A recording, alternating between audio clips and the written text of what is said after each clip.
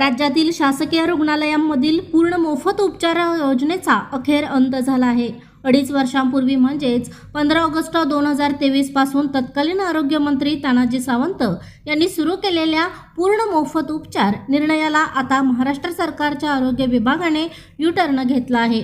राज्यातील प्राथमिक आरोग्य केंद्रांपासून जिल्हा रुग्णालये, उपजिल्हा रुग्णालये, महिला रुग्णालये आणि ग्रामीण रुग्णालयांपर्यंत विविध वैद्यकीय सेवांसाठी पुन्हा शुल्क आकारण्याचा निर्णय घेण्यात आला आहे। ही योजना 15 जानेवारी किंवा 15 ऑगस्ट 2023 पासून राज्यातील सर्व शासकीय रुग्णालयांमध्ये केस पेपर, रक्त तपासण्या, इतर चाचण्या, औषधे आणि शस्त्रक्रियांपर्यंत सेवा पूर्णतः मोफत करण्यात आल्या होत्या। यामुळे गरिबांना आणि ग्रामीण भागातील रुग्णांना मोठा दिलासा मिळाला होता। तसेच रुग्णालयांमध्ये रुग्णांची संख्या वाढली होती।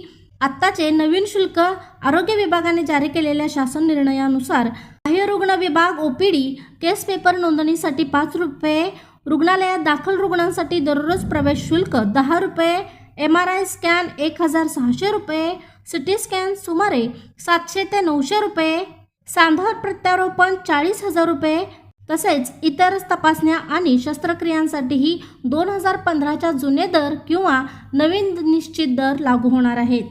हे दर प्रामुख्याने जिल्हा स्तरावरील रुग्णालयांमध्ये लागू होणार असून याचा सर्वाधिक फटका गरीब आणि ग्रामीण रुग्णांना बसणार आहे।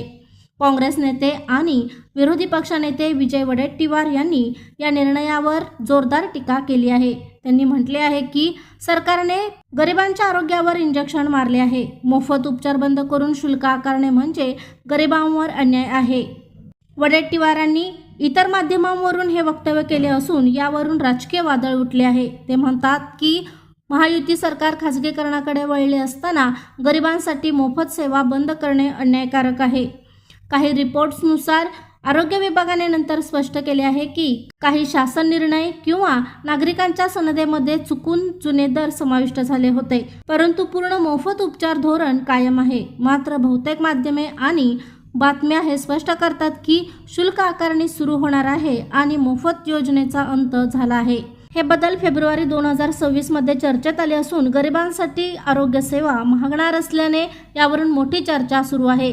गरिबांना याचा मोठा फटका बसू शकतो अशी भीती व्यक्त केली जात आहे। प्रशांत कांबळे, अग्रणी न्यूज, विटा।